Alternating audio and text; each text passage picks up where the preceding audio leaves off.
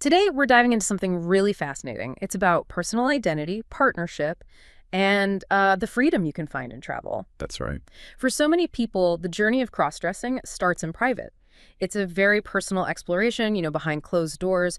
We're going to be focusing specifically on the experience of dressing en femme, which just means presenting in a feminine way. And that's such a crucial starting point because the moment that private experience goes public, especially with a partner, everything changes. It becomes this shared, visible thing. We've gone through sources that detail how couples handle that exact transition, how they move into public spaces, travel, take outings en femme. The idea here is to see how they transform it from something that could be, really high stress into a genuine adventure, one that's about creativity, intimacy, and building confidence together. What's absolutely vital here, and what the sources kept coming back to, is this big shift in concept. The goal is to get past the anxiety, to stop seeing a public outing as some kind of high-stakes test. A pass-fail situation. Exactly, a test of acceptance. Instead, you frame it as a collaborative adventure. And that's all about teamwork, mutual support. That one change in mindset just fundamentally alters the entire experience. Okay, so let's unpack that collaboration piece. Our sources suggest a great framework to start with is the weekend trip. So why a weekend getaway?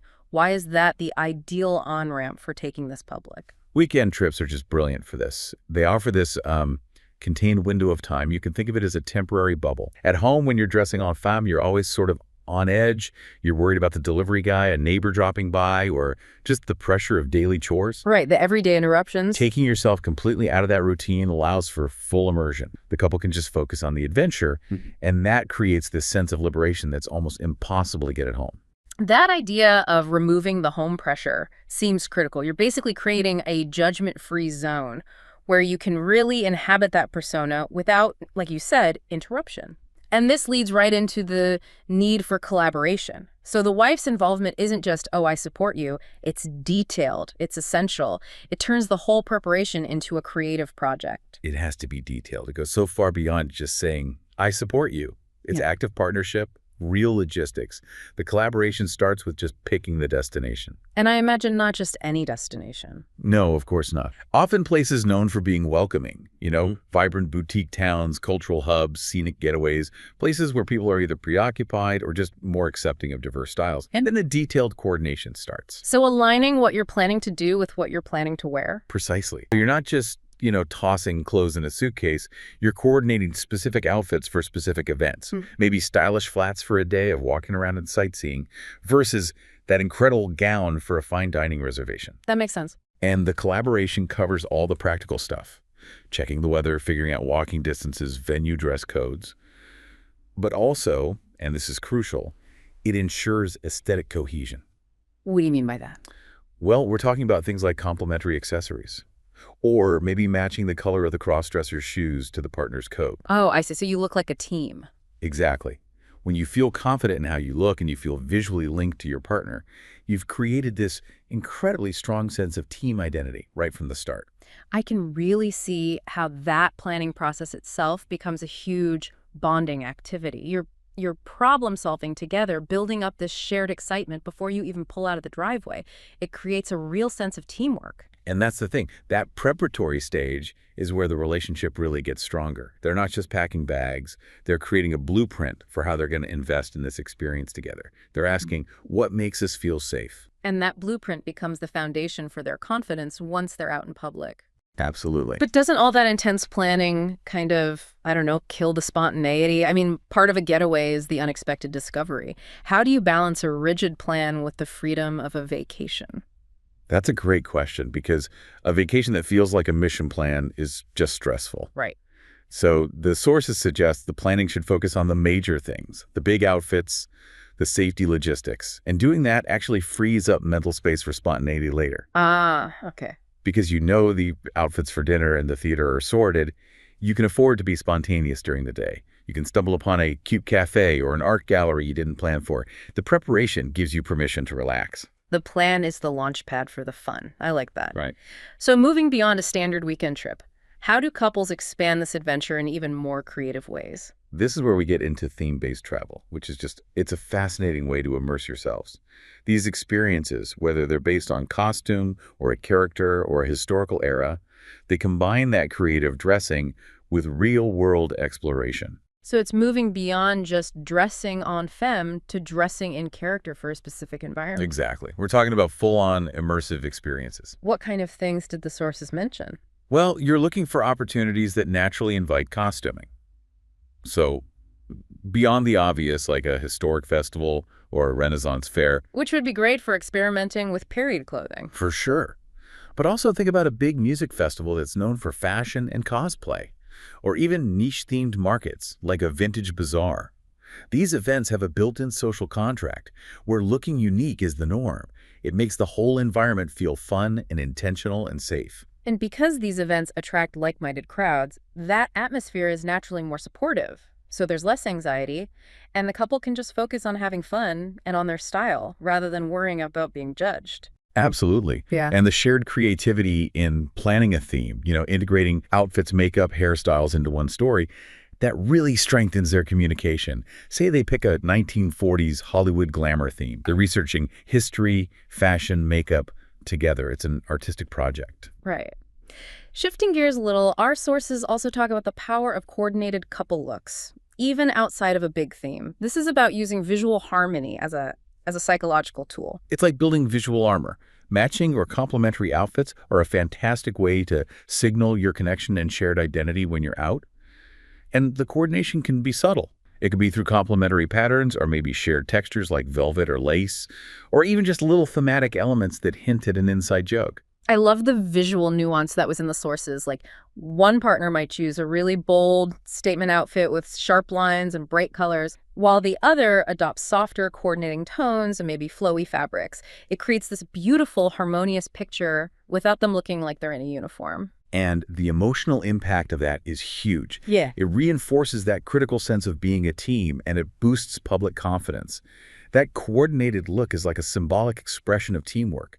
It tells the world, we're a unit, this is our shared aesthetic. It's a buffer against anxiety. A profound anxiety buffer. Yeah.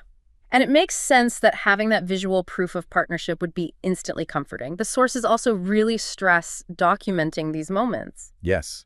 Taking photos is non-negotiable.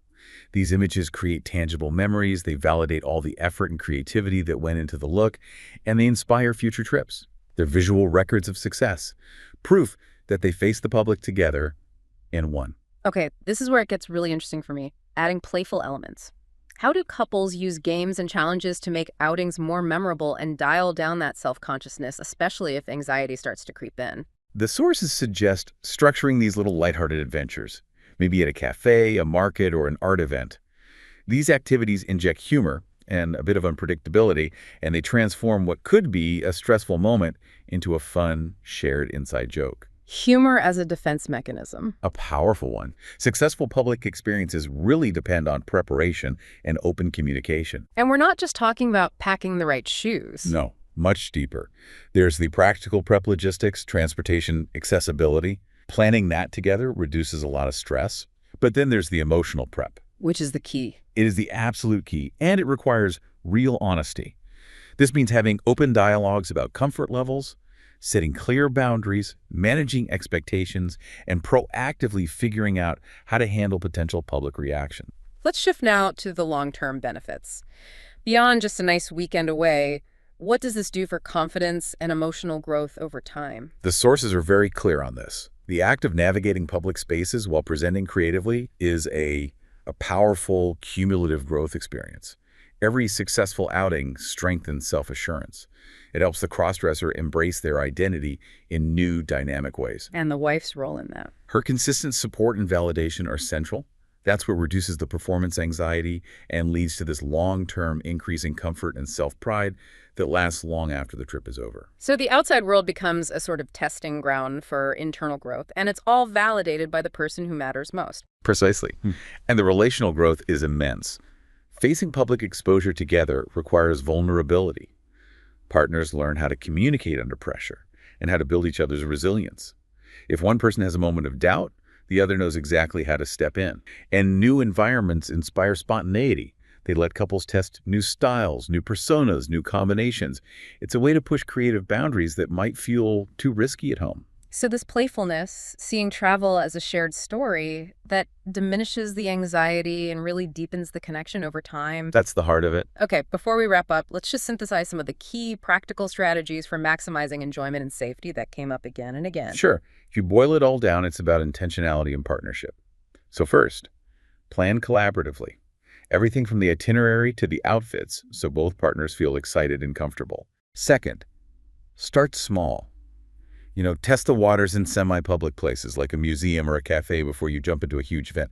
Third, support each other constantly. I mean, nonverbal cues, verbal encouragement, all of it. And fourth, introduce those playful elements we talked about. The games, the challenges. Keep it light. Yes, and finally, don't forget to document it. And, importantly, embrace spontaneity. Allow for those unplanned moments of fun. The underlying message is always to prioritize the joy of the experience. It seems like that's the point of all of it. Ultimately, traveling and going out on Femme isn't just about individual expression. It's a profound, collaborative, imaginative, and liberating experience that deepens connection. Every challenge you beat, every outfit you coordinate, it just reinforces that teamwork and closeness. That is a powerful summation. It's clear these adventures reinforce that mutual investment in the relationship with identity exploration as the vehicle. Yeah. So here's a final provocative thought for you to carry with you. If that shared courage and partnership are really the most important elements, how does it change things when you stop viewing cross-dressing as an individual performance and start seeing it as a shared story that you're writing together? How does that fundamentally change the emotional landscape for both partners, maybe making the journey itself the real destination? Something to think about long after you've unpacked your stylish bags.